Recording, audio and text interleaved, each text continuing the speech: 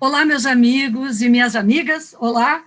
Eu estou aqui com a Miriam Belchior e a Miriam Chaves, e nesta live, que faz parte da Jornada Nacional Ideias para Vencer, que está nos preparando para as eleições de 2020, nós queremos agradecer a todos os militantes, mulheres, homens, lutadores de todo o Brasil, lutadoras, e essa live, ela faz parte de um dos eixos do nosso trabalho na jornada.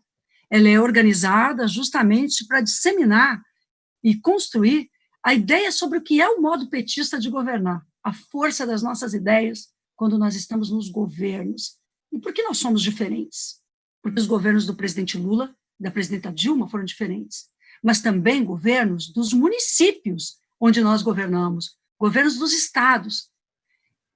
Nesse sentido, a Miriam Belchior, que foi nossa ministra do Planejamento, presidente da Caixa Econômica Federal, secretária de Modernização Administrativa e de Inclusão Social e Habitação em Santo André, São Paulo. Com toda essa experiência de vida, a Miriam nos traz muitas coisas importantes para refletir neste eixo sobre gestão ética, democrática e eficiência.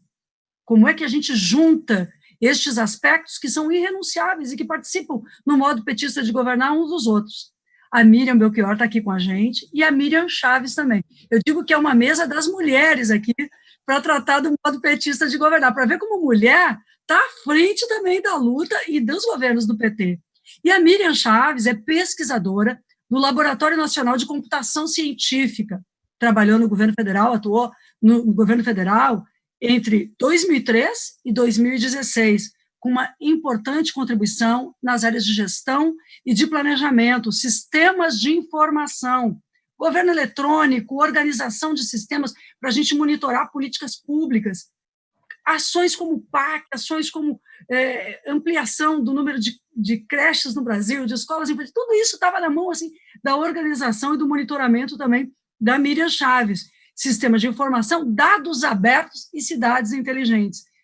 Gente, coisas que a gente tem que falar muito no atual período, que a gente está aprendendo a lidar com este sistema aqui, falarmos pela internet. Mas, para essa jornada ter realmente valor, o mais importante é que vocês estejam acompanhando, levando na prática as ideias para os seus programas, como candidatos a prefeitos, prefeitas, vereadores e vereadoras, para as coordenações de campanha, e por isso eu dou as boas-vindas nessa live. Aqui está nos ajudando muito a organizar essa jornada através da SNAI, da Secretaria Nacional de Assuntos Institucionais também, que é a querida companheira Miriam Belchior e a querida companheira Miriam Chaves. Começamos com a Miriam Belchior, pode ser? Hein? Vamos assim, nessa rodada aqui? Miriam, bom, duas Miriams, né? Mas muito conhecimento nas duas. Miriam Belchior, a palavra é contigo aqui na jornada.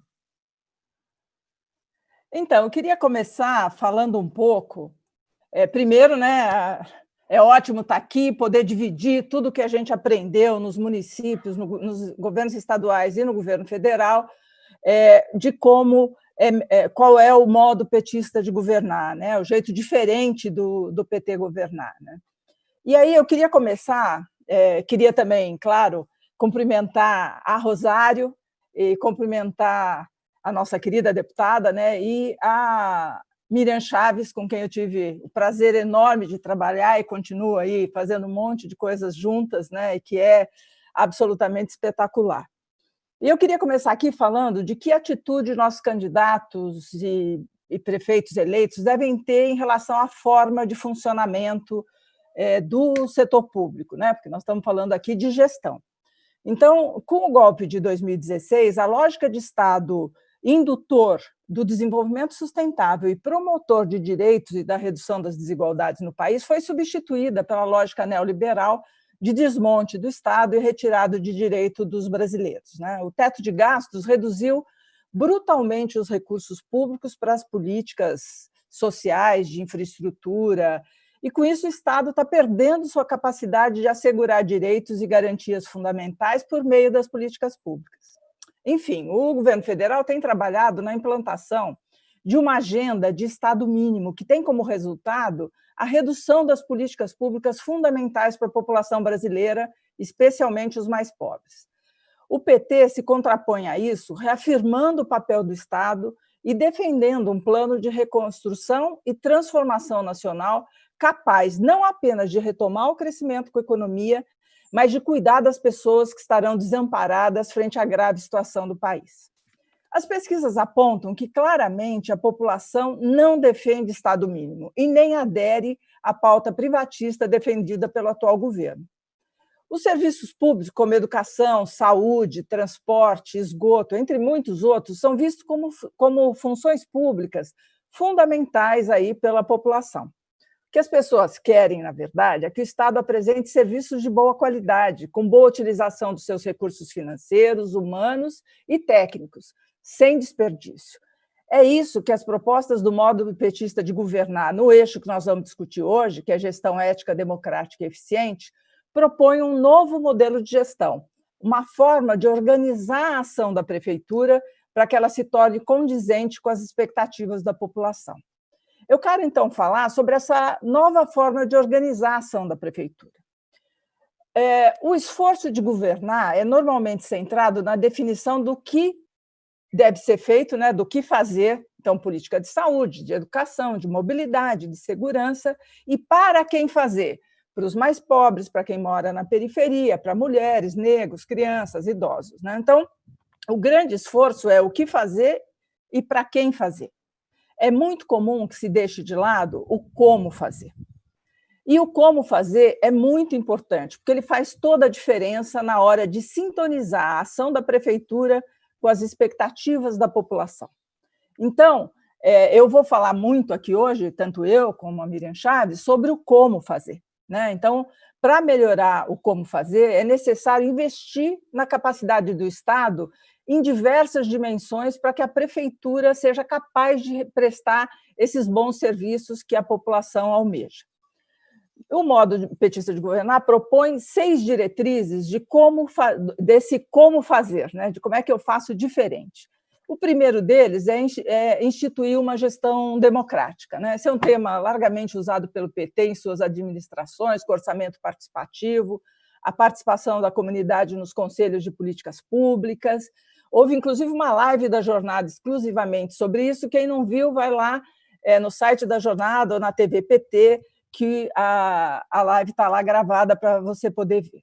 Nessa primeira diretriz, eu queria só destacar que há uma inovação nessa área, que é a adoção de mecanismos participativos diretos para discutir o dia a dia da cidade, não o orçamento grandão da cidade, né? Por exemplo, quando eu vou construir ou reformar uma praça ou um parque, é importante ouvir a população sobre que usos ela deve ter. Tem que ter quadra, tem que ter playground para criança, coisas para exercício, tem que ter algum tipo de água. Qual é o uso que a população quer daquele espaço? Dá para chegar até a discutir a cor dos bancos da praça, né? Esse tipo de participação, que a gente chama de governo aberto, é uma iniciativa mais recente que, além de resultar em políticas e equipamentos mais adequados, né, mais em sintonia com o que a população quer, também gera um sentimento de pertencimento que o processo de participação provoca, e aí um compromisso com a manutenção daquele espaço por parte da população, porque ela ajudou a construir. A segunda diretriz é garantir uma gestão ética e transparente. A terceira é reconstruir a capacidade institucional e gerencial da prefeitura. Quando a gente ganha uma prefeitura, o desejo de, em 4 anos, fazer tudo que a cidade precisa. É isso que a gente, quando ganha a prefeitura, quer. Você quer fazer tudo, mas isso não é possível. Por isso, além de definir as prioridades de governo, é necessário superar as dificuldades de diferentes tipos que, se não forem enfrentadas, cobrarão o preço alto da não execução das políticas e obras prioritárias. A quarta diretriz é que a gente tem uma gestão inovadora, que se refere principalmente a como modernizar o funcionamento da prefeitura. A quinta é a comunicação de governo, né, que garante transparência das ações governamentais e prestação de contas da prefeitura. E, por fim, a última diretriz é buscar permanentemente a qualidade da despesa pública, vista que os recursos financeiros são escassos e as demandas da população são enormes. Eu acredito que aqui, durante essa live, eu e a Miriam Chaves vamos detalhar um pouco mais todas essas diretrizes. Com esses 6 diretrizes que a Miriam Belchior aqui apresentou, do modo petista de governar, e também com a consideração que ela fez, que as pessoas buscam qualidade de vida na sua cidade, não querem que as cidades percam qualidade de vida e, portanto, no fundo, não se associam à ideia do Estado mínimo que retira direitos, a gente fica pensando, o que é uma cidade inteligente, então? Como significa isso, né? Como é que a gente poderia conceituar, Miriam Chaves, uma cidade que mantenha e amplie qualidade de vida, e como a gente pode dizer que, sobre essa ideia que há de uma cidade onde tenhamos uma gestão inovadora, capaz de melhorar os serviços, mesmo num período difícil, capaz de disputar até com o governo federal e com projetos mais amplos a melhoria dos serviços, que essa luta é dos nossos candidatos e candidatas e é da história do PT. Como você diria isso? Não, então, eu acho que é interessante. Bom, primeiro eu queria agradecer a oportunidade de estar aqui conversando com vocês, né, nessa jornada, e principalmente, e antes disso, né, de participar do próprio revisão do modo petista de governar, que é um documento que eu acho que é super importante para todo mundo que está fazendo programa de governo, né? Estou ajudando em alguns, e é fundamental para ajudar a gente a rechear e construir referências importantes para o debate pré-eleitoral, assim como a própria constituição do documento que vai ser apresentado à população como sendo a referência aí do governo que se pretende estabelecer, né? Então, assim, voltando às cidades inteligentes, acho que é importante a gente ter uma noção do conceito. Eu gosto muito do conceito que é usado pelo Banco Interamericano de Desenvolvimento, que é que uma cidade inteligente é aquela que coloca as pessoas no centro do desenvolvimento. Então, acho que a grande história aqui é a gente poder promover a melhoria de vida, né, trazer benefícios para os seus habitantes e promover esse desenvolvimento, obviamente, com inclusão e utilizando o máximo da tecnologia, tornando esses serviços e a participação social mais eficientes, de forma mais inovadora e sustentável. No caso particular dos países em desenvolvimento, que nós somos, ou do capitalismo submetido, subalterno, que é a situação em que nos encontramos agora mais do que nunca com esse governo, exatamente isso traz a gente a possibilidade de fazer saltos, né? A tecnologia pode nos permitir, se a gente usar adequadamente, se a gente lutar por isso, porque não é trivial, ela pode nos permitir que a gente dê saltos para situações de melhor participação, por exemplo, e até de inclusão, né? Mas é claro que pode ser o contrário, é evidente. Eles podem ser usados de maneira mais opressora e mais excludente. É a tendência, né, dos marcos, o status quo está sempre querendo, obviamente, privilegiar o capital e menos as pessoas e aquelas que menos precisam. Então, que mais precisam, né? Então, assim, dito isso, eu vou falar assim, do que significaria, né, essa constituição dessa cidade inteligente. Uma coisa básica para a cidade inteligente, evidentemente, é a infraestrutura física dela. A cidade inteligente não é apenas uma série de aplicativos disponíveis para a população, mas ela também é a possibilidade de você usar os dados do governo em prol da população através das novas tecnologias e novas ferramentas, né? Então, a gente tem essa coisa da infraestrutura física, que é exatamente a conectividade, o compartilhamento de informações e a disponibilização de dados entre áreas distintas do governo. Então, eu acho que até usando um exemplo do Bolsa Família, a gente fez um programa, o governo do PT do Lula, né, fez uma proposta de inclusão social. Aí, atrás dele tem um CAD único, que é uma super base de informações sobre as pessoas, que inclusive está sendo usada agora, e se não fosse isso, seria extremamente complexo para a gente chegar às pessoas que mais precisam, que é a identificação daquelas pessoas que têm uma situação de vulnerabilidade social maior.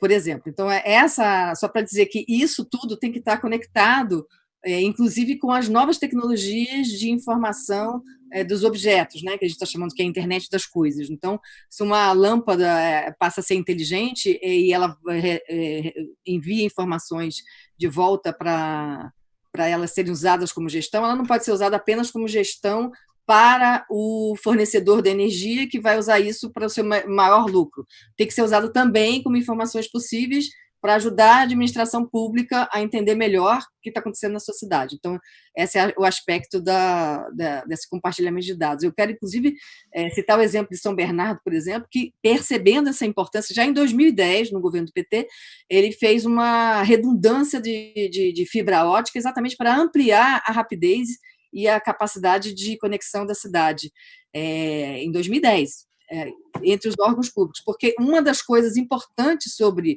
a informação que vem dessas novas tecnologias é que ela precisa ser usada rapidamente. Aí eu cito os exemplos dos centros de operacionais de cidades, né, como o do próprio Rio de Janeiro, São Paulo também tem, em que você atua rapidamente. Você tem um engarrafamento, não apenas pelo Waze, pela informação do aplicativo genérico, mas pelas informações dos sinais, as informações que vêm das informações obtidas dos serviços do governo. Você também pode tomar atitudes e, por exemplo, enviar, no caso de desastre, de chuvas intensas, você pode organizar o serviço de lixo para que eles vão buscar o lixo naquelas ruas onde a enchente está maior.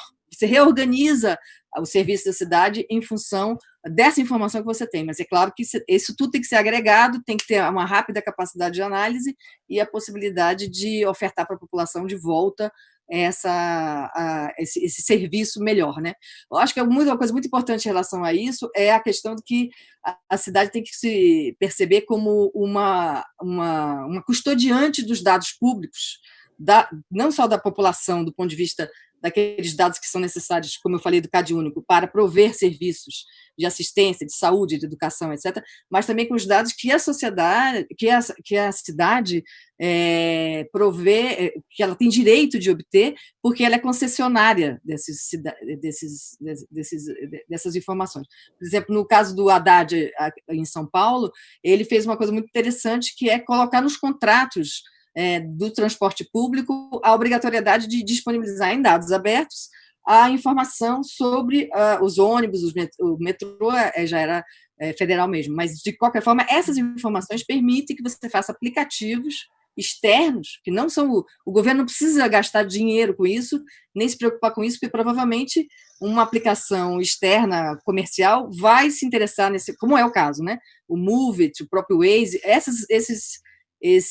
o Google também, eles pegam essas informações que o governo garantiu que ficassem livres para ajudar o cidadão a saber qual a maneira mais rápida, usando multimodais, né, múltiplas formas de transporte, a chegar na onde ele quer.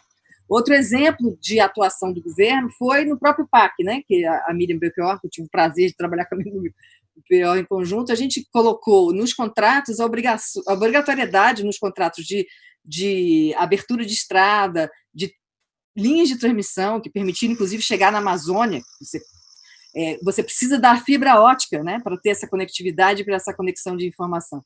Então, a gente colocou no contrato, que era um contrato de serviço, de uma outra questão, mas a necessidade da infraestrutura para que você tenha o acesso à informação e ao compartilhamento. Eu acho que é super importante, e o município tem essa capacidade. Eu acho que a gente tem que saber exatamente o que o município pode ou não pode, mas ele pode certas coisas. Ele tem dutos, a cidade é cheia de dutos de energia, de telefonia, ele pode aproveitar esses dutos para construir a infraestrutura que publicamente é necessária para o atendimento aí, da população. Aí queria dar, então... A outra coisa muito importante sobre a cidade inteligente, para fechar essa parte de conceito, é a governança, né? A gente tem que ter uma governança absolutamente voltada para minimizar os riscos da segurança das pessoas, dos dados e das próprias pessoas, e a possibilidade de enfrentar as desvantagens de grupos sociais que ficam excluídos quando você deixa, né, o Estado mínimo, cada um que se vire, o mercado é o maravilhoso, o resolutor de todos os conflitos. Não é verdade, e exatamente essas populações, a gente viu agora, 50% da população brasileira, 50%, solicitou o auxílio emergência, por exemplo. Esse é o volume do nosso problema. Claro que uma parte desses não deveria ter recebido, mas, enfim, essa é outra coisa. Mas, com certeza, 50% estão precisando. Então, a gente precisa ter essa governança bem estabelecida, com a representatividade importante de todas as áreas sociais, especialmente dos movimentos sociais, que estão fora de uma série de pressões econômicas que outros grupos podem fazer, né? A gente tem que fazer uma permanente escolha de tecnologias inclusivas e não tecnologias que excluem as pessoas. Então, a escolha de quando você troca a tecnologia não é só porque a tecnologia é mais importante para o seu empreendimento último lá dar certo. Não, é para todo mundo ir junto, né, para poder acompanhar essa tecnologia e poder participar dela, né? O exemplo também dos governos do PT foi a televisão de alta definição, que a gente só fez a liberação quando tinha o conversor, quando teve todas essas escolhas. Não adianta você botar a melhor coisa do mundo se grande parte da população não vai ter acesso a isso. Então, isso eu acho que é super importante. E aí eu vou direto agora chegar nos exemplos, né? Eu acho que tem muitos exemplos que as pessoas já estão vendo por aí, né? Eu acho que o quanto que a tecnologia pode ajudar. Eu já falei da luz, a questão dos resíduos sólidos, por exemplo, a utilização de sensores que indicam o volume desses containers que tem na rua para a gente pegar o reciclado, por exemplo, né? A utilização de GPS nos carros de lixo, de tal maneira que a gente possa verificar se de fato eles estão fazendo a coleta como deveriam, porque aí a gente tem toda essa informação disponível, assim como uma comunicação direta com o cidadão, que, por exemplo, vai dizer, não pegaram aqui, deviam ter pegado e não pegaram.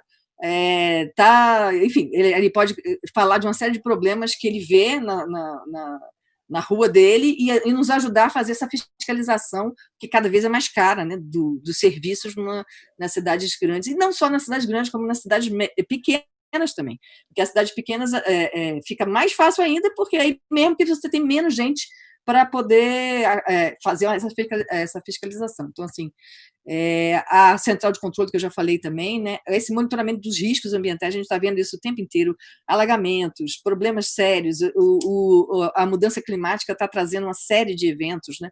Acabamos de ter quase um tufão em várias cidades do Brasil, com vento para tudo quanto é lado, onde está a infraestrutura frágil, isso tudo pode ser modelado na cidade, onde estão os lugares onde cai mais árvore, onde o vento passa mais fortemente, tudo isso ajuda a municipalidade a enfrentar os problemas que estão colocados ali. E tem a questão da zeladoria também, que é super importante, quer dizer, quais os serviços da rua, né, de corte de árvore, de varreção, tudo isso você pode fazer de maneira inteligente, integrada e com sensores que podem te ajudar com as câmeras, né? Você pode fazer um sistema de câmeras, por exemplo, não só com as câmeras do Estado, mas também com as câmeras de todos os privados, né? Os prédios que têm câmara, etc. São Paulo também faz isso, Rio de Janeiro também faz isso, e aí você tem uma rede de olhares, né, muito mais intenso do que aquilo que você precisa pagar para fazer. Isso tudo precisa de conectividade e de grandes áreas de recepção de dados, né? Eu acho que outra coisa, o último exemplo que eu queria dar, eu acho que já está acabando o tempo, né? E que eu não controlei. Mas que vai e volta, depois você fala de novo, a gente vai... Mas esse exemplo, sim. Só por último, o último exemplo que eu queria dar é o da pandemia, né? Que a gente viu quanto que a tecnologia tem impactado e, de certa forma, nos ajudado a enfrentar a situação. É claro que também evidenciando as nossas desigualdades, né? Evidente que todo mundo tem celular, 90% das pessoas têm celular, sim, mas não tem conectividade e não consegue pagar a conexão suficiente, por isso que os alunos da rede pública, inclusive das universidades federais, precisam de ajuda para poder ter essa conectividade, como tem vários movimentos acontecendo nesse momento para suprir isso. Mas, então, a questão da teleconferência, que nós estamos fazendo aqui, né? Nós estamos fazendo tudo por Zoom, teleconferência, e isso acelera o desenvolvimento da tecnologia e, ao mesmo tempo, da nossa capacidade de utilizar a tecnologia. Eu acho que isso é muito importante para a gente ficar atento como exemplo também, né? A questão dos aplicativos, das plataformas, por último, a última coisa que eu quero dizer, que são as plataformas de compartilhamento, de colaboração, que eu gosto de chamar, que é aquele pessoal que precisa, que tem o que oferecer, e o pessoal que precisa de coisas. Então, essa intermediação, ela acontece em diversos níveis. O óbvio é aquele da entrega de alimentos, a entrega de coisas que você compra, mas tem as doações, as plataformas de doação em que você oferece coisas e o outro diz o que precisa. E aí eu acho que, por fim, eu acho que esse é um bom exemplo da atitude que esse modo petista de governar deve nos trazer, que é a gente deve buscar plataformas que sejam governamentais para permitir que o lucro dessa intermediação não vá para o capitalista que consegue colocar aquele sistema ali, né? O exemplo também, de novo, é o sistema de táxi, né? Acho que táxi SP, o do Rio é Táxi Rio. Essas plataformas, e eu estou falando isso não é para cidades só grandes, as cidades médias, as cidades mesmo pequenas, essas plataformas são muito importantes para, inclusive, compartilhar, por exemplo, a produção rural de agricultura familiar, a produção de pequenos artesanatos, para a gente conseguir trazer, tirar do meio o lucro, voltar para quem realmente produz. Então, acho que essa, por fim, eu acho que é a última coisa que eu queria... Não ter o intermediário, né, Miriam? Daí, o intermediário... Tem o poder público pode cumprir esse papel. Olha, Miriam, eu vejo assim, nessa sua apresentação exemplos muito práticos que serão muito importantes para a formação mesmo do programa de governo, e principalmente que essa possibilidade de uma cidade inteligente é uma cidade voltada para construir qualidade de vida, colocando a tecnologia a seu favor. Né? Isso. O setor público utilizando tecnologia. E aí eu já vou juntar a pergunta que eu tenho para Miriam Belchior, que a partir das questões trazidas pela Miriam Chaves, Miriam Belchior, então, o que significa, por que fortalecer, porque é tão importante fortalecer uma capacidade institucional e gerencial da prefeitura em cada cidade? O que significaria isso para colocar em prática uma realidade como essa? Porque as pessoas podem achar, isso aí tudo vai ser muito caro, mas caro a essa altura é não ter isso. Fica mais caro não ter. Estou correta em pensar assim? Me ajuda. Está correto, eu acho que a Miriam Chaves pode, a MC, como a gente brinca, eu sou MB, ela é MC, né? A Miriam Chaves vai poder, acho que, aprofundar isso, porque já existe uma série de softwares gratuitos para fazer isso, que a própria prefeitura não vai precisar gastar mais com isso, e, pelo contrário, algumas dessas coisas permitem você economizar recurso. Então, se eu tenho lá um sensor do nível do rio e eu consigo identificar, eu ponho lá em determinados pontos de alerta, começou a subir, a coisa está ficando preocupante. Isso vai para a central de operação e significa que a prefeitura pode agir antes do desastre acontecer, conseguir tirar as famílias, elas perderem menos coisas, tudo isso é economia para as pessoas e para a prefeitura. E eu queria, depois que a Miriam também explorasse, a questão na mobilidade urbana, no transporte, quer dizer, que coisas servem para a população, não é uma coisa só para a prefeitura, e que são economia. Mas, pegando a questão que a Rosário me fez em relação por que a gente precisa fortalecer a capacidade institucional e gerencial da prefeitura, né? Queria dizer o seguinte, olha, as administrações tradicionais se caracterizam por prestar poucos serviços, né, de educação, de saúde, de assistência, enfim, e fazer algumas poucas obras de destaque, poucas obras grandes, né, que vão aparecer no final do mandato. Isso é uma administração tradicional. As nossas prefeituras, as prefeituras petistas, fazem o que a gente chama de inversão de prioridades. A gente aumenta muito a prestação de serviços, porque a gente considera que saúde, educação, assistência e todos os outros, mobilidade urbana, que isso é direito da população. Então, a gente amplia ao máximo a prestação de serviços e realiza um número maior de obras de menor porte por toda a cidade, porque a cidade não precisa só de uma ou duas obras, né, durante 4 anos, você precisa de mais infraestrutura nos bairros periféricos. Então, e essa característica de maior prestação de serviço e de um número maior de obras distribuída pela cidade, que é a inversão de prioridades, exige uma máquina pública muito mais preparada do que numa administração tradicional. Se eu vou prestar pouco serviço e fazer pouca obra, a máquina, né, a prefeitura não precisa ser muito parruda, né? Agora, se eu vou ampliar muitos serviços, se eu vou fazer um grande conjunto de obras, aí a máquina pública precisa responder. E esse aumento de capacidade, lá no modo petista de governar, exige ações em 7 dimensões. Como eu não tenho tempo para falar de todas, eu escolhi 5 para falar, mas, como disse a Miriam Chaves, é só ir lá no site da Jornada, no site da Escola Nacional de formação do PT, que está lá o documento, que tem 100 páginas e trata todos esses temas que nós estamos discutindo muito mais detalhadamente, né? Então, a primeira dimensão que eu queria destacar é o bom uso dos instrumentos de planejamento e monitoramento de ações. Para alguns, o processo de planejamento é muito técnico, mas ele pode dar coesão à equipe de governo em torno das prioridades, das metas, dos prazos, e por isso ele é um aliado fundamental para garantir as entregas do governo, garantir que aquilo que se planejou fazer seja entregue. Porque 4 anos, gente, passa voando, né? Quando você viu, você já está no fim do governo, não deu tempo de você fazer o que você queria. E também é necessário, além do planejamento, dispor de um processo de monitoramento das ações capaz de acompanhar o cumprimento dos prazos, né, das nossas prioridades. E, além de acompanhar prazo, ajudar as áreas a resolver as dificuldades que vão aparecer. Em qualquer programa que você faz, qualquer ação que você vai fazer, aparece problema. Então, você precisa ajudar a área também a identificar problemas e resolver esses problemas. Quero aqui dar um exemplo de resultado, né, de não ter um monitoramento. Quando a Luíza Erundina governou muito bem São Paulo, né, um governo do PT, ela começou um viaduto importantíssimo sobre o Rio Pinheiros, né, era super importante. O que aconteceu? Não acompanharam direito, quando ela terminou o mandato, a obra estava assim, faltando só um tantinho, tinha os 2 lados, faltando só um tantinho para encontrar.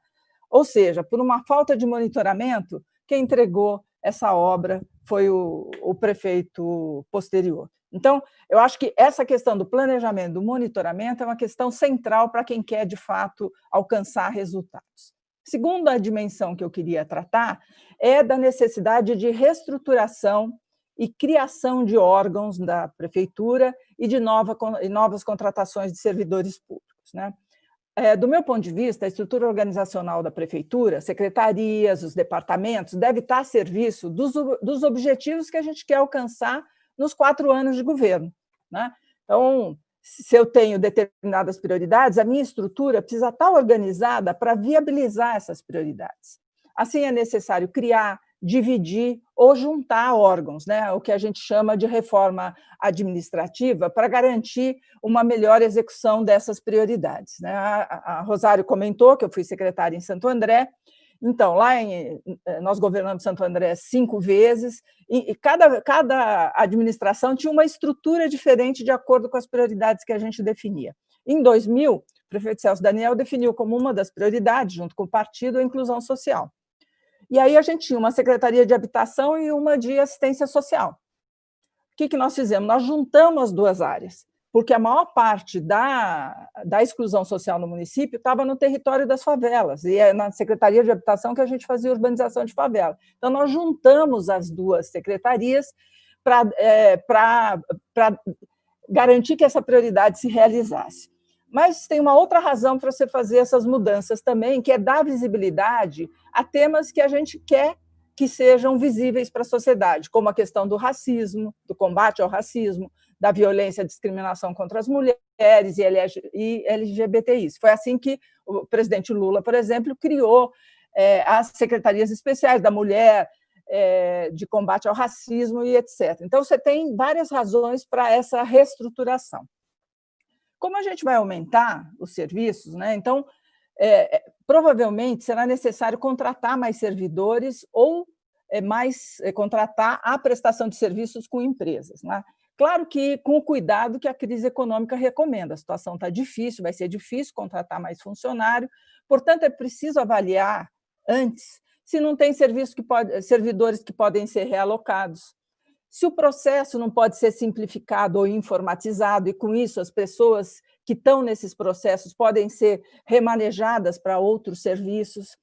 Por exemplo, em Santo André, nós ampliamos muito os serviços, mas nós restringimos muito contratações em área meio, em área administrativa, porque nós priorizamos simplificar e informatizar serviços. Então, você tem que fazer esse balanço entre uma coisa e outra. Outra questão, que é como o serviço precisa ser provido, né? Precisa ser fornecido. A terceirização já é adotado para amplos setores, né? Para limpeza, para segurança patrimonial, para coleta de lixo, para vagas em creche, entre muitas outras. Então, como é que eu decido quando é que eu uso terceirização ou não? Eu acredito que a gente deve levar 3 critérios em consideração para tomar essa decisão. A primeira, a natureza do serviço, se ele deve ou não ser exclusivamente público. Tem um monte de coisa que não precisa. Coletar lixo, por exemplo, não precisa ser exclusivamente público. Já a questão da educação, a maior parte eu acho que precisa ser. Segundo, a garantia da eficiência do serviço, que não adianta eu terceirizar e não fiscalizar para que ele seja bem prestado. E terceiro, e isso vale tanto para o serviço público quanto pelo prestado pelo setor privado. E terceiro, o menor custo. A gente precisa sempre olhar o custo, eu quero falar disso depois.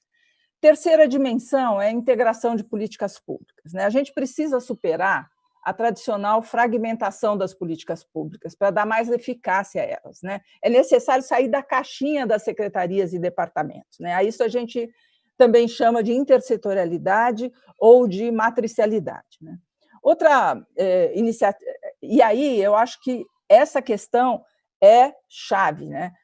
A professora na escola pode identificar a criança que está com algum problema de saúde, se ela for treinada para isso, né? Se ela vê que a criança não enxerga direito, se ela vê que a criança está lá fraquinha, enfim, você tem que acionar assistência social se você vê algum problema de, eventualmente, estar sendo vítima de violência. Isso na educação, ela tem que fazer esses links, e a gente precisa estruturar a administração para que isso perpasse todas as áreas do governo, que se você tenha o cidadão é integral, você não pode, ele não se divide em pedacinhos, saúde, educação, mobilidade, né? Então, lazer, esporte, cultura, você tem que integrar ao máximo essas políticas. Uma outra iniciativa importante é a da integração das diferentes políticas e serviços num determinado território, conforme as suas necessidades específicas, como por exemplo, um bairro ou uma favela.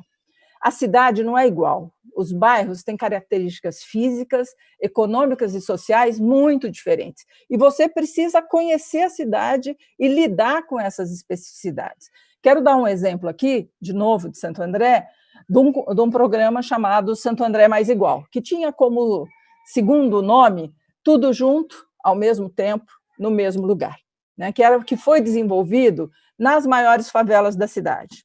Ele tinha 3 eixos de atuação que estavam relacionados com a multidimensionalidade das desigualdades, né? Então, o eixo econômico, onde eu tinha, naquela época não tinha Bolsa Família, então tinha renda mínima, tinha capacitação profissional, tinha geração de emprego e renda, cooperativa, enfim, uma série de medidas nessa área. Tinha o eixo urbano, que era toda a reurbanização da favela, abriviário, calçar, água, esgoto, enfim, um centro social para a comunidade se reunir, e o social, a terceira dimensão social, onde a gente tinha saúde da família, alfabetização de adultos, cultura, esporte, lazer, assistência, enfim. Então, você tinha as 3 dimensões, econômica, urbana e social, e perpassava por essas 3 dimensões o olhar de gênero, de raça e geracional, ou seja, tem atividade de cultura, esporte e lazer para criança, para jovem, para adulto e para idoso, porque são diferentes. E, além disso, a participação da comunidade, ou seja, eu juntava educação, saúde, assistência, habitação, manutenção urbana, desenvolvimento econômico, tudo junto ao mesmo tempo, no mesmo lugar, né? Todas as secretarias trabalhando juntas no mesmo território. A quarta dimensão são as parcerias, tanto na formulação quanto na execução dos serviços públicos, né? Para ampliar a capacidade da prefeitura prestar bons serviços à população. Então, eu vou citar aqui 3 tipos de parcerias. Parceria com as universidades, né? Elas são importantes tanto para dar consultorias à prefeitura, né? Conhecimento técnico para ajudar a fazer as ações, como de prestação de serviços diretamente. Por exemplo, ficar na universidade uma incubadora de empresas, de startups, para você ajudar a criação de novas empresas no município. Isso pode ficar lá na universidade, ela prestar esse serviço à prefeitura. A segunda tipo de parceria é a parceria com o setor privado, né, por meio de concessões ou parcerias públicos-privadas, chamadas PPPs. Também é uma alternativa, desde que haja uma regulação rigorosa sobre a qualidade dos serviços prestados. E a terceira parceria são os consórcios públicos, né, que são um mecanismo poderoso para juntar os esforços entre os governos de mesmo nível e os de nível diferente. Está aí o consórcio do Nordeste para demonstrar a força desse tipo de arranjo institucional. Por que os consórcios são importantes? Porque, através dos consórcios, é possível compartilhar serviços. Sei lá, uma unidade de um hospital regional que pode ser bancado, é difícil um município sozinho fazer, mas se eu juntar vários municípios, eu posso constituir um hospital regional que atenda todo mundo e faça um atendimento de saúde mais próximo da minha cidade. Tratamento de lixo é uma coisa cara e que precisa escala para funcionar. Se eu juntar os vários municípios, aí é mais fácil. Eu posso compartilhar equipamentos, ter um conjunto de máquinas para estradas vicinais que o meu município usa só 2 dias da semana, e os outros municípios poderiam usar as mesmas máquinas. Para aquisição de materiais, se eu compro medicamento sozinho para a minha rede de saúde, eu compro por um preço. Se eu juntar mais 10 municípios da minha região, eu vou conseguir comprar por um preço melhor. Então, isso tudo significa economia para o município. E, além disso, os consórcios também, tem muitos consórcios que se dedicam, inclusive exclusivamente, para pensar o desenvolvimento regional, né? Como é que a região em toda consegue alavancar a partir da sua vocação econômica.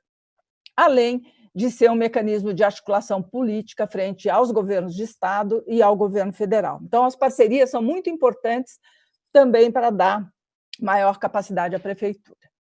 A quinta e última dimensão que eu queria destacar é a questão relacionada aos servidores públicos, né? Ao seu envolvimento, à sua capacitação e valorização dos servidores públicos, né? Então, primeiro, é preciso envolvê-los nas discussões sobre os objetivos do governo. Eles precisam saber onde a gente quer chegar, né? Com isso, a gente garante uma sintonia com eles, né? Eles entendem, quem quiser prestar bom serviço à população, está sintonizado com como a gente quer fazer isso. E também se engajar, né, nesses objetivos. Nós não podemos tratar a gestão de pessoas na prefeitura como um problema fiscal. A gente não pode ceder nem ao discurso de redução do Estado, nem aceitar, sem crítica, o corporativismo dos servidores, né? Então, a gente precisa andar aí no meio desse caminho, né? O diálogo com as entidades sindicais dos servidores tem que ser democrática, tem que ser transparente, com a instituição de uma mesa de negociação permanente para discutir tanto salário quanto condições de trabalho. Do meu ponto de vista, a discussão sobre salário do funcionalismo deve fazer parte dos debates do orçamento participativo. Eu acho que os servidores têm que ir lá no orçamento participativo disputar a sua demanda por recurso público, se ele quer aumento de salário, ele quer uma parte da receita municipal, ele tem que disputar isso com as demandas da população, que também precisa de serviços e de melhor qualidade de vida urbana, a partir de necessidades de infraestrutura urbana. Então, eu acho que é fundamental que os servidores sejam também colocados à prova da população, né? Eles estão ali para atender a população, é justo eles terem melhores salários, mas isso não pode prejudicar o fornecimento de serviços para a população. Ou seja, né, eu falei aqui de 5 elementos, mais do que isso, com muito mais detalhes, vocês vão poder ver lá no texto do Modo Petista de Governar, mas que mostram as condições que a gente deve garantir na prefeitura para, de fato, conseguir fazer a inversão de prioridades. Com essa apresentação da Miriam Belchior, a gente vê que a parte de gestão ela se articula ao que Miriam Chaves apresentou antes, que é a cidade inteligente. Sem uma gestão organizada com estes princípios, a gente, como ela disse, os 4 anos passam rápido. Então, desde o primeiro dia até o último, este planejamento, com base nestes princípios que estão aqui propostos, compõe essa noção que o modo petista de governar é diferente porque tem no centro o desenvolvimento humano, a capacidade de assegurar acesso a bens, serviços, que qualifiquem a vida das pessoas, que considera que bairros, comunidades, favelas têm as suas especificidades e mais, aqui a inovação que o PT construiu como gestão pública é integrar as informações de forma a otimizar recursos humanos, financeiros, da gestão municipal, para garantir essa qualidade de vida e com participação da sociedade. Uma sociedade consciente, eu acho muito interessante isso, sociedade consciente do que a prefeitura tem, de como é que acontece isso. Aí eu fiquei pensando, e aí a minha pergunta a Miriam Chaves aqui, para juntar com as questões apresentadas pela Miriam Belchior. Quando uma gestão do PT chega na cidade, Miriam Chaves, e a cidade, para fazer o seu planejamento, é interessante ver em que momento, em termos de cidade inteligente, de acesso a recursos, o que foi feito nessa cidade. Independente de ser uma cidade grande ou pequena, esse diagnóstico, no primeiro momento, eu creio que será importante. Se chegar numa cidade que nada estiver integrado ainda, como é que esse gestor começa? Por onde é que tu puxarias esse fio para pensar uma cidade com as características que a Miriam Belchior trouxe, que tu, nos teus exemplos, na sua primeira fala, nos primeiros exemplos, trouxe sobre a vitalidade que é uma cidade organizada a partir deste princípio? Para refletir. Esqueci de ligar aqui. Não, então, eu acho que a gente tem um auxílio muito grande aí de uma grande área de estudo que existe hoje em dia, né? A área de cidades inteligentes tem uma porção de experimentos e análises e estudos, inclusive práticos, né, dessa história, e aí existe uma referência que eu acho muito importante para essa resposta que você está falando, que é os níveis de maturidade do que seria uma cidade inteligente com aquele nosso objetivo final, que é o desenvolvimento e a melhoria da vida das pessoas, né? Isso tendo claro, não a tecnologia propriamente, a tecnologia apenas como meio de chegar aí. Então, o que eu diria é o seguinte, o primeiro degrau dessa escadinha de maturidade é exatamente a capacidade de você oferecer serviços públicos automatizados, mais rápidos e eficientes, o que vai diminuir a carga sobre a administração pública, no sentido de que o ônus, né, do número de pessoas que você precisa colocar nessa função, não estou dizendo para desempregá-los, porque isso, de fato, é um processo que está acontecendo, inclusive a tecnologia, ela desemprega uma porção de atividades rotineiras e vai fazer isso de maneira muito forte nos próximos anos. Estamos em plena quarta revolução, né, da digital aí, no sentido dessa automação e da inteligência artificial substituindo decisões mais simples do cotidiano, enfim. Mas eu estou dizendo para você desviar essas pessoas para exatamente o que a Miriam tinha falado antes, que é a necessidade de maior atendimento. O governo progressista, evidentemente, precisa de pessoas para atender as pessoas, uma parte em que a automação jamais resolverá. Atendimento nos hospitais, que estão sempre nos hospitais, nas UPAs, enfermeiros, assistentes técnicos, todas essas pessoas que precisam de cuidar das pessoas, né? Acho que isso está claro nesse momento, inclusive, da pandemia, que você não adianta só o automatismo, você precisa de gente para estar cuidando de gente nas escolas, evidentemente, cuidando das crianças. Mas pode usar telemedicina, né, Miriam? Não, pode usar telemedicina, mas tem que ter pessoas atrás da telemedicina, tem que ter. É exatamente o exemplo da combinação entre as duas coisas, só para dizer que você não precisa eliminar as pessoas, mas precisa direcionar as pessoas para coisas que são imprescindíveis que sejam elas que façam. Então, essa é uma preocupação, inclusive, que nós temos tempo. Então, essa maturidade inicial é a automação do máximo possível de serviços. Acho que o governo federal, inclusive no PT, na própria governo da Dilma, a Miriam lá teve toda uma área de inovação administrativa, exatamente tentando promover o máximo de ganhos para a população em relação aos serviços que estavam prestados. Acho que agora já são mais de 2.000 serviços que são oferecidos. Aqui em São Paulo também existe esse movimento em toda a cidade. Então, acho que a primeira coisa é olhar tudo que existe possível de ser automatizado. A segunda coisa é a questão dos dados, como eu disse para você. Existem um monte de dados e eles costumam estar todos quebrados, disjuntos. Então, outra coisa importante é jogar tudo isso num lugar só, ter a parceria das universidades, que elas estão muito avançadas e interessadas, e tem muita gente que quer utilizar as cidades como um campo de aplicação dos seus conhecimentos, então é muito fácil conseguir com valores bem mais baratos do que se tivesse uma grande empresa, que nem vai entender as nossas especificidades, mas trazer os atores locais, essa é outra questão, né? Trazer os atores locais para nos ajudar nesse movimento. E aí, se for possível, juntar isso com a participação social, né? Eu acho que tem a tradição petista do orçamento participativo é uma coisa, mas existem os grandes congressos de cidade hoje em dia já também, né?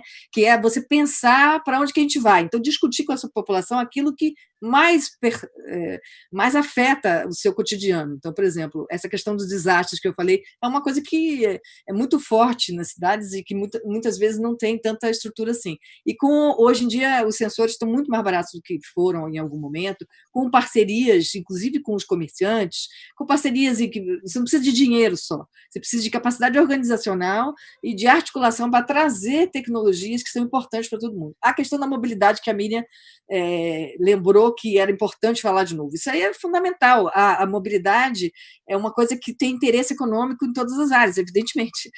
Tanto do transporte público, que é uma concessão, quanto do taxista, das próprias empresas que querem oferecer hoje em dia a bicicleta, o patinete, enfim. Então, o município, né, pode olhar todas essas oportunidades e construir caminhos de incorporação do melhor maneira possível dessas tecnologias que estão oferecidas ali. E, como eu disse, fazer esses saltos, né? Porque você não precisa só, não, vou fazer o básico, vou pegar lá e fazer o processo eletrônico, por exemplo, né? Que é desmaterializar aquele bando de processo, poder começar a ter informação digital sobre aquilo que está acontecendo na cidade do ponto de vista administrativo também, que é super importante, faz parte desse primeiro degrau aí que eu estava falando, mas também você pode saltar para a próxima etapa, que é oferecer dados abertos em profusão, essa é a outra lição, dados abertos em profusão, de maneira que o privado, e não só o privado, mas os movimentos sociais, possam usar esses dados para o benefício das suas atividades. E aí não é custo para o governo. O custo é botar em dados abertos, mas ele vai trazer uma enorme quantidade de benefícios, né? No dados abertos tem uma máxima que eu acho que é perfeita, que é quem melhor vai usar os seus dados é quem precisa deles, não quem gera os dados. E o governo é um grande gerador de dados, um grande repositório disso. E por último, eu queria só falar que existem muitas oportunidades nessa concessão. Acho que esse mapeamento que você falou, Maria, da infraestrutura que existe na cidade, inclui também os cabeamentos, os postes, tudo isso é ativo de uma comunidade e que deve ser usado pelo município, e que muitas vezes a gente não percebe essa relação. E olhar todos os contratos.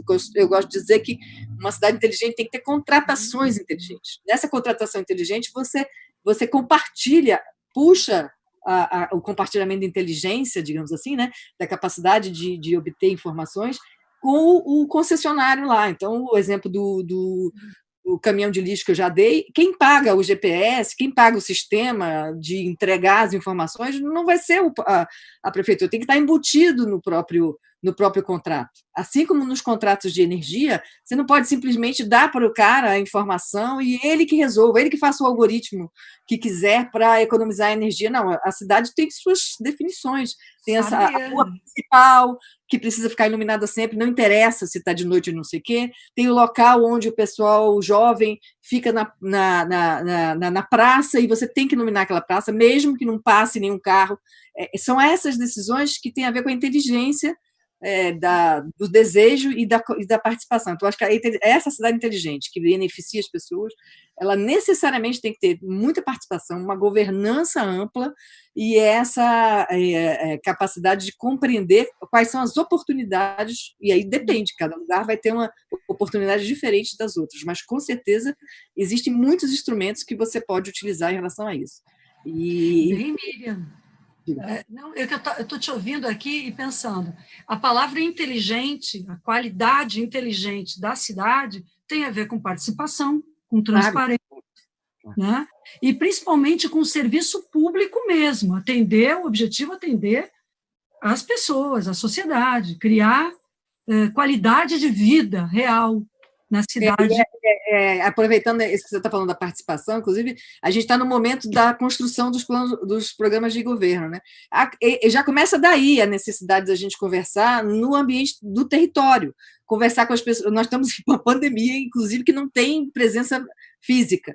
Então, mais uma razão para você ter uma sustentação, um ambiente digital em que a gente possa compartilhar com as pessoas com essa visão territorial. Outra coisa muito importante que a pandemia também trouxe é a necessidade de a gente saber as condições socioeconômicas reais de cada um desses territórios. Está claro hoje em dia, para um monte de gente que não estava claro antes, que as periferias das cidades grandes e médias, elas são terrivelmente desassistidas, uma coisa que mesmo nós, eu, pelo menos, que me considero atenta a essas coisas, não podia imaginar que tem uma quantidade grande, mais de 10% da população brasileira não tem água potável mais do que 2 vezes por semana, entendeu? Na cidade, não é no rural. Então, assim, isso também é uma coisa que precisa ficar atento o tempo inteiro, e a cidade inteligente vai te permitir isso, no sentido que ela te dá o dado constante, né? Eu gosto também de dar o exemplo, quando a gente quer entrar na periferia de qualquer grande cidade no Brasil, Salvador, Pernambuco, o que seja, você não tem um mapeamento o micromapeamento dessa cidade que é menos organizada, não aparece nos aplicativos inteligentes. Isso é outra coisa, o Estado tem que prover essas plataformas intermediárias para que todo mundo tenha acesso às vantagens. Por exemplo, saber quem identificar, né, utilizar na área de saúde, utilizar o mapeamento individualizado. A gente pode dizer onde está a grávida, onde está o idoso, onde está a pessoa com deficiência que não pode sair na hora da enchente. Isso tudo é possível muito facilmente, combinando a ação do voluntário, né, com uma plataforma adequadamente feita, um compartilhamento de informações, a integração com a estratégia de saúde da família, que a gente construiu tão lindamente, que é o SUS, e que agora, ainda bem, né, porque senão estaria pior, sem dúvida, mas, sem dúvida, estava no processo de ser demolido, né, os próprios CRAS e CREAS, essa utilização das nossas acúmulos, né, organizacionais, a cidade inteligente permite que você traga de maneira mais eficiente e mais direta para a população, entendeu? E acho que é essa. Ótimo, ótimo. Em termos de Brasil, eu acho que a gente pode dizer que as políticas públicas que ainda estão em funcionamento no país, elas foram compostas num crescendo com esta lógica de integração, de sistemas. Né? A gente estava nesse caminho da próxima etapa, agora voltamos para conseguir garantir o básico. Né? Se o SUS não fosse tão forte como sistema, talvez ele não tivesse sobrevivido à emenda constitucional de 95 e ao desmonte, que foi o que Miriam Belchior também trouxe no início. E aí, Miriam? Eu queria até complementar aqui uma coisa. Isso. Você perguntou, uma cidade pequena, uma cidade em que o avanço tecnológico não é tão forte, por onde eu começo? Né? A gente começa pelo começo. E o começo são as áreas mais importantes para a população. Então, por exemplo, atendimento ao público. Isso é fundamental. Você estabelecer, simplificar os procedimentos de atendimento ao público para atender rapidamente uma demanda de poda de árvore, de tapa-buraco. Então, eu digo, tem que voltar à prefeitura para o foco no cidadão. Quero dar um exemplo. Lá em Santo André, eu coordenei o programa de modernização administrativa e nós tínhamos um atendimento ao público. E a gente brincava que, em vez do processo tramitar, quem tramitava era o cidadão, que tinha que ficar, vai num guichê, depois vai no outro, depois vai no outro, vai no banco, paga não sei o quê, volta no guichê. E aí nós estávamos discutindo simplificar os procedimentos, né, para que a pessoa pudesse ou pegar na internet, ou sair na hora da prefeitura com uma certidão. E aí a gente estava discutindo tal, aí o cara falou, não, a gente faz assim, assim, assim, assado, aí a certidão fica pronta. Eu falei, aí você entrega para o cidadão? Não, eu peço para ele voltar dali 5 dias. Mas se está pronta, por que você pede para ele voltar dali 5 dias? Ah, porque a lei me dá 5 dias. Ou seja, o serviço não foi olhado para atender o cidadão. O cidadão tem que voltar na prefeitura quando ele podia levar isso na hora, quando ele pode tirar isso na internet. É essa mudança que precisa ser feita. E acho que a questão de atendimento ao público é uma das primeiras questões que precisam ser, que geralmente é ineficiente, tem fila e etc. Então, acho que tem que ir pegando aquilo que afeta mais diretamente a população e que você pode melhorar. Então, aí você vai fazendo por camadas. Começo pelas camadas mais importantes e vou descendo, melhorando o sistema como um todo. Acho que é esse o sentido de quem está começando a fazer. E dialogando com a sociedade, porque esse cidadão que tem aquela vida facilitada, ele precisa perceber que essa mudança foi feita porque houve uma decisão política de fazer mudança por um governo que está olhando as necessidades dele. E aí eu queria falar um pouco sobre participação e comunicação, agora já nesse período que nós vamos encaminhando para a finalização nossa, aqui de uma riqueza imensa nas posições da Miriam Belchior, da Miriam Chaves, do conhecimento que vocês estão trazendo e que nós aqui, por esse pronunciamento de vocês, vemos como essa formulação petista, do modo petista de governar, tem contribuições concretas para o pessoal colocar lá no seu programa e depois disputar ideias, né? Dizer para as pessoas, ir lá no pequeno comércio da cidade e dizer, olha, nós pretendemos isso, isso e isso. Conversar com professores, assistentes sociais, usuários do SUAS, e dizer, nós pretendemos assim. Então, tem propostas, gente, que vão facilitar a vida das pessoas. E aí, Miriam, participação e conhecimento. As pessoas desconfiam de quem está na política. É isso, eu quero pegar esse seu gancho, Rosário. A sociedade brasileira, eu queria falar um pouco de uma das diretrizes, que é a questão da gestão ética, que a gente ainda não tratou aqui, né? Eu acho que a sociedade brasileira vem exigindo uma nova ética nos governos e mais transparência, né? Então, a gente precisa combater a corrupção e a impunidade, né? Precisa fortalecer os mecanismos de controle interno, né, para que não haja corrupção, mas também tem que ter cuidado, né, porque muitos desses controles acabam inviabilizando a prestação de serviço, o servidor fica com medo de assinar as coisas, né, então você não pode inviabilizar a tomada de decisão e a criatividade. É preciso ter transparência em relação a como é que a governabilidade no legislativo é alcançado, em que bases eu faço, né, eu ganho a minha base de governabilidade. Veja aí como a população anda vendo o Bolsonaro lidar com o Centrão, né? Então, acho que isso é uma coisa importante de a gente deixar transparente em que base se ganha a base de apoio na Câmara Municipal. Precisa acabar com o nepotismo, é inadmissível a gente ter nepotismo nos nossos governos. A gente precisa defender o Estado laico, né? A liberdade de religião e não a religião mandando nas políticas públicas. E garantir transparência às ações do governo, né? A gente precisa dar livre acesso às informações, fazendo valer a lei, né, de acesso à informação aprovada no governo da presidenta Dilma. Além disso, eu queria falar também de um outro elemento que ainda é no como, né, que é a qualidade da despesa pública, né, porque, em geral, só pensa na qualidade do gasto a área financeira. Todas as outras áreas só pensam em gastar. E isso é uma coisa que todo mundo precisa pensar, porque o dinheiro público é muito restrito e a gente precisa ter um enorme compromisso com ele de usar da melhor maneira possível. Não pode ter desperdício. As demandas da população são gigantes. Agora, então, nessa conjuntura que nós estamos vivendo, é pior ainda, né?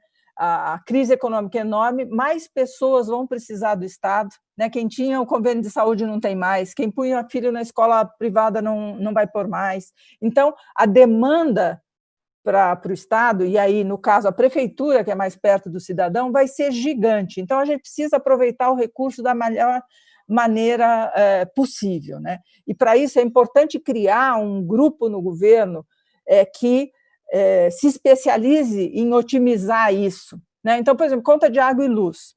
Ninguém toma conta. Se gastou, gastou, porque não paga a conta vai direto lá para a área financeira, né? O diretor da escola não vê isso, o secretário de educação não vê isso. Então, já existe um monte de softwares que fazem cálculo médio, comparam uma escola com outra, e com isso consegue identificar onde está tendo desperdício. Isso é gratuito, a prefeitura pode adotar e conseguir fazer economia. Você pode fazer uma usina solar para tornar todo o atendimento nos nossos equipamentos com usina solar. E a gente precisa usar o poder de compra do município, né? A prefeitura compra um monte de coisas, ela precisa tentar comprar o máximo na cidade e comprar o máximo de pequenos e médios empresas da cidade, que geram um monte de emprego, né? Então, é a prefeitura ajudando o desenvolvimento da cidade. É necessário a prefeitura fazer, por exemplo, compra da agricultura familiar para a sua merenda, como a gente tinha com o PAA, porque você está alavancando, com o seu poder de compra, você alavanca o desenvolvimento econômico local. Então, o que eu queria dizer para terminar, né, porque acho que nós estamos com o tempo já ultrapassado, né, que eu comecei falando, né, hoje... Hã? O assunto é lindo, é muito conteúdo, maravilhoso. Mas eu sei que é difícil, né? Então, eu comecei falando hoje aqui que é comum a gente se preocupar quando faz o programa de governo e quando governa com o que fazer e para quem fazer e esquece um pouco como fazer, né? Eu espero que a gente, com essa conversa hoje, tenha mostrado que o como fazer pode tornar o que fazer muito melhor e para quem a gente quer fazer, né? Então, se a gente melhorar o como a gente faz, a gente melhora o que a gente faz, e isso vai ser bem melhor para quem a gente quer fazer. Então, com isso, eu agradeço aqui, Rosário, poder ter passado um pouco dessa experiência para todos os nossos pré-candidatos, seja vereador, seja prefeito, e que eles façam bom uso desse vídeo e do modo petista de governar. Obrigada. Muito lindo, Miriam. E Miriam Chaves, te agradecer também, A gente agradece muito, Miriam Chaves, a você, a Miriam Belchior. De uma certa forma, gente, a gente está organizando essa Jornada Nacional de Formação integrando com esses princípios. Integramos várias secretarias, integramos a Escola Nacional, a Fundação Perseu Abramo, integramos o conhecimento dessas mulheres, e dos homens também, que estão participando dessas jornadas, e um conhecimento integrado ao de vocês. Porque, como a nossa perspectiva, assim, citando aquilo que o Gilberto Carvalho sempre diz, como a nossa perspectiva é freiriana, nós estamos buscando, sabe, na dimensão pedagógica do Paulo Freire, produzir esse conhecimento, o saber de vocês faz a diferença para o Partido dos Trabalhadores. Nós estamos juntos e juntas, e as nossas ideias vão vencer o fascismo no Brasil. Então, eu quero anunciar que na próxima terça-feira, a live será sobre financiamento da cidade, que é um pouco, e é complementar ao que a gente falou aqui, e aos princípios que a Miriam Belchior trouxe, e as perspectivas que Miriam Chaves também trouxe. Quero agradecer, em nome da Secretaria de Formação e das demais secretarias, e, sobretudo, professoras, muito obrigada. A gente está super honrado, e esse partido só é grande porque tem esse conhecimento de vocês e de todos e todas nós. Um abração. Tchau, obrigada.